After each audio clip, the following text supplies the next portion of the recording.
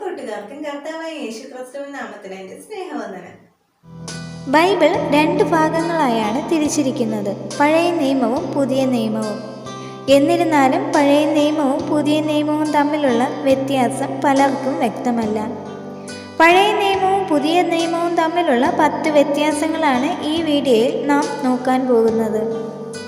ഒന്നാമതായി എഴുതിയ കാലയളവാണ്. പഴയ നിയമം ക്രിസ്തുവിന് മുൻപ് എഴുതപ്പെട്ടതാണ്.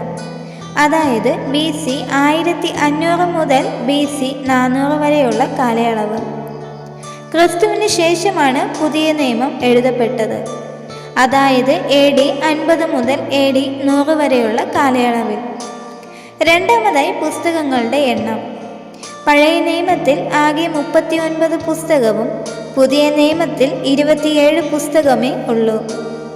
പഴയ നിയമത്തിലെ 39 പുസ്തകങ്ങൾ നിയമപുസ്തകങ്ങളുണ്ട്, ചരിത്ര പുസ്തകങ്ങളുണ്ട്, പ്രവചന പുസ്തകങ്ങളുണ്ട്, കവിതാ പുസ്തകങ്ങളുണ്ട്, സദൃശ്യവാക്യങ്ങളുണ്ട്. എന്നാൽ പുതിയ നിയമത്തിലെ 27 പുസ്തകങ്ങളിൽ യേശുവിൻ്റെ ജീവചരിത്രം പറയുന്ന പുസ്തകങ്ങളുണ്ട്. സഭയുടെ ചരിത്രത്തെക്കുറിച്ച് സംസാരിക്കുന്ന പുസ്തകങ്ങളുമുണ്ട്. സഭയ്ക്ക് വേണ്ടി എഴുതപ്പെട്ട ലേഖനങ്ങൾ ഉണ്ട്. പ്രവചന പുസ്തകങ്ങളും ഉണ്ട്. മൂന്നാമതായി എഴുത്തുകാരാണ്.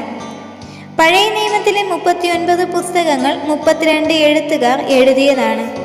ഈ 32 എഴുത്തുകാർ വ്യത്യസ്ത കാലയളവിൽ ജീവിച്ചിരുന്നവരാണ്. എന്നാൽ പുതിയ നിയമത്തിലെ 27 പുസ്തകങ്ങൾ 8 എഴുത്തുകാർ എഴുതിയതാണ്. അവരെല്ലാം ഒരേ കാലഘട്ടത്തിൽ ഉൾപ്പെട്ടവരുമാണ്.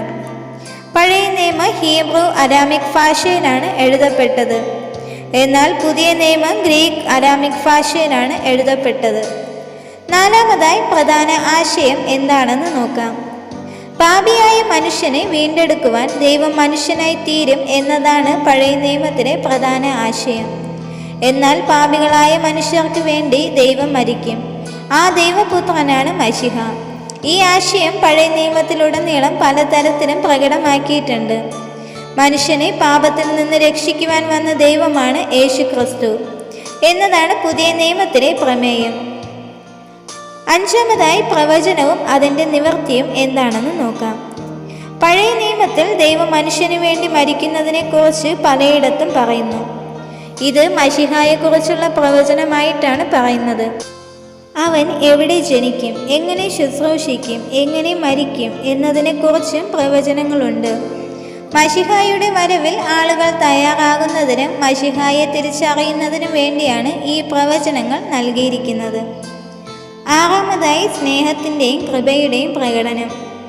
പഴയ നിയമത്തിൽ ദൈവത്തിൻ്റെ സ്നേഹവും കൃപയും എങ്ങനെയാണ് നാം പ്രകടമായി കാണുന്നത്? ദൈവജനം പാപത്തിൽ അകപ്പെടുകയും അന്യദേശത്ത് അടിമകളാകുകയും ചെയ്തപ്പോൾ ദൈവം അവരെ വീണ്ടും വീണ്ടും വിടുവിച്ചു. അവൻ അവരെ വഴി നടത്തി, അവരുടെ ദേശത്തിലെ വിളകളെ അനുഗ്രഹിച്ചു. അവൻ അവർക്ക് പ്രത്യേക രാഷ്ട്രവും നൽകി. ഞാൻ വന്ന് നിങ്ങൾക്കായി മരിക്കുമെന്ന് അവർക്ക് വാക്കുകൊടുത്തു. പഴയ നിയമത്തിൽ ദൈവത്തിൻ്റെ സ്നേഹവും കൃപയും വെളിപ്പെട്ടത് അങ്ങനെയാണ്. എന്നാൽ പുതിയ നിയമത്തിൽ ദൈവമായ യേശു ക്രിസ്തു മനുഷ്യൻ്റെ പാപങ്ങൾക്കായി മനുഷ്യനായി വന്ന് മരിച്ചു. മനുഷ്യനോടുള്ള തൻ്റെ സ്നേഹം ദൈവം തൻ്റെ ജീവൻ നൽകിയാണ് പ്രകടമാക്കിയത്. യേശുവിൻ്റെ കുരിശുമരണം ദൈവസ്നേഹത്തിൻ്റെയും കൃപയുടെയും ഏറ്റവും വലിയ വെളിപ്പാടാണ്. ഏഴാമതായി ദൈവത്തിൻ്റെ കൽപ്പനകൾ അനുസരിക്കുക. പഴയ നിയമത്തിൽ 10 കൽപ്പനകൾ ദൈവം തൻ്റെ ജനത്തിനായി നൽകിയിട്ടുണ്ട്. ദൈവത്തെ എങ്ങനെ സ്നേഹിക്കണമെന്നും മനുഷ്യനെ എങ്ങനെ സ്നേഹിക്കണമെന്നും ഈ 10 കൽപ്പനകൾ നമ്മെ പഠിപ്പിക്കുന്നു. സ്നേഹം പഠിപ്പിക്കുന്ന ഈ കൽപ്പനകൾ അന്നത്തെ പുരോഹിതന്മാർ ഭാരമാക്കി മാറ്റി. ദൈവത്തിൻ്റെ കൽപ്പന ധിക്കരിക്കുവാൻ പിശാച് ആളുകളെ വിഗ്രഹാരാധനയിലേക്കും അനേക പാപങ്ങളിലേക്കും നയിച്ചു. ദൈവത്തിൻ്റെ കൽപ്പനകളുടെ യഥാർത്ഥ അർത്ഥത്തെക്കുറിച്ച് ആളുകൾക്ക് അറിവില്ലായിരുന്നു. പുതിയ നിയമത്തിൽ കർത്താവായ യേശു ക്രിസ്തു ഒരു മനുഷ്യനായി വന്ന് ജീവിച്ചു. കൽപ്പനകൾ എങ്ങനെ അനുസരിക്കണമെന്നുള്ളത് കാണിച്ചു തന്നു. കൽപ്പനകളുടെ യഥാർത്ഥ അർത്ഥം സ്നേഹമാണെന്ന് അവൻ മനുഷ്യർക്ക് വെളിപ്പെടുത്തി കൊടുത്തു. തന്നിൽ വിശ്വസിക്കുന്നവർക്ക് തൻ്റെ ശക്തിയാൽ താൻ ജീവിച്ചതുപോലെ കൽപ്പനകൾ അനുസരിച്ച് ജീവിക്കുവാൻ കഴിയുമെന്ന് പ്രത്യാശ നൽകി. എട്ടാമതായി ആചാരപരമായ നിയമങ്ങളാണ്. പഴയ നിയമകാലത്ത് ദൈവം ആളുകൾക്ക് യാഗശുശ്രൂഷകളും ആചാരങ്ങളും ഉത്സവങ്ങളും നൽകി. ഇതെല്ലാം വരാനിരിക്കുന്ന മശിഹായുടെ അടയാളങ്ങളായിരുന്നു. പുതിയ നിയമത്തിൽ കൊലോസ്യർ 2-ാം അധ്യായം 14 മുതൽ 16 വരെയുള്ള വചനത്തിൽ യാഗശുശ്രൂഷയും ആചാരപരമായ നിയമങ്ങളും എല്ലാം നിവൃത്തിയായെന്ന് എഴുതിയിരിക്കുന്നത് നമുക്ക് കാണുവാൻ സാധിക്കും. ഈ ശുശ്രൂഷയുടെ എല്ലാം യഥാർത്ഥ അർത്ഥമായ യേശുക്രിസ്തു ലോകത്തിൽ വന്ന് ജീവിച്ചു, മരിച്ചു, 3-ാം ദിവസം ഉയർത്തെഴുന്നേറ്റു. നമുക്കായി ഒരു മഹാപുരോഹിതനായി മധ്യസ്ഥത വഹിക്കുവാൻ പിതാവിൻ്റെ അടുക്കൽ കയറിയിരിക്കുന്നു. ആയതിനാൽ യേശുക്രിസ്തുവിൻ്റെ പ്രതീകങ്ങളും ആചാരങ്ങളും ആവശ്യമില്ലാതെയായി. 9-ാമതായി തിരഞ്ഞെടുത്ത ജനം. പഴയ നിയമത്തിൽ ദൈവം തിരഞ്ഞെടുത്ത ജനം ഇസ്രായേലിയർ ആയിരുന്നു. അവരെ യഹൂദന്മാരെന്ന് വിളിക്കുന്നു. അവരിലൂടെ സുവിശേഷം ലോകത്ത് എത്തണമെന്നുള്ളത് ദൈവത്തിൻ്റെ പദ്ധതിയായിരുന്നു. എന്നാൽ അവർ ദൈവത്തോട് വിശ്വസ്തരായിരുന്നില്ല. ദൈവം അയച്ച ദൂതന്മാരെയും പ്രവാചകന്മാരെയും അവർ തള്ളിക്കളഞ്ഞു.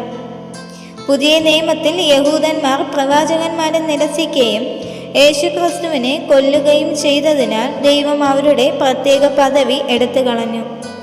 ഇപ്പോൾ യേശുക്രിസ്തുവിൽ വിശ്വസിക്കുന്നവരെല്ലാം ആത്മീയ ഇസ്രായേലിയർ ആണ്. അവരിലൂടെ ദൈവം സുവിശേഷം ലോകത്തിലേക്ക് കൊണ്ടുപോകുന്നു. പഴയ നിയമത്തിൽ തിരഞ്ഞെടുക്കപ്പെട്ടവർ ഇസ്രായേലിയർ ആയിരുന്നു. എന്നാൽ പുതിയ നിയമത്തിൽ തിരഞ്ഞെടുക്കപ്പെട്ട ജനം ക്രിസ്തുവിനെ അനുഗമിക്കുന്ന ക്രിസ്ത്യാനികളാണ്. അവസാനത്തെ വ്യത്യാസം ക്രിസ്തുവിൻ്റെ ആദ്യ വരവും 2-ാം വരവുമാണ്. പഴയ നിയമത്തിൽ ദൈവത്തിൻ്റെ ആദ്യ വരവിനെക്കുറിച്ച് അനേകം പ്രവചനങ്ങളുണ്ട്. പുതിയ നിയമത്തിൽ യേശുവിൻ്റെ 2-ാം വരവിനെക്കുറിച്ച് പറയുന്ന പ്രവചനങ്ങളും ഉണ്ട്. ആദ്യ വരവിൽ നമ്മുടെ പാവങ്ങൾക്ക് വേണ്ടി മരിക്കുവാനാണ് യേശുക്രിസ്തു വന്നത്. എന്നാൽ 2-ാം വരവിൽ ഈ പാപം നിറഞ്ഞ ലോകത്തിൽ നിന്ന് നമ്മെ വീണ്ടെടുക്കുവാനാണ് യേശുക്രിസ്തു വരുന്നത്.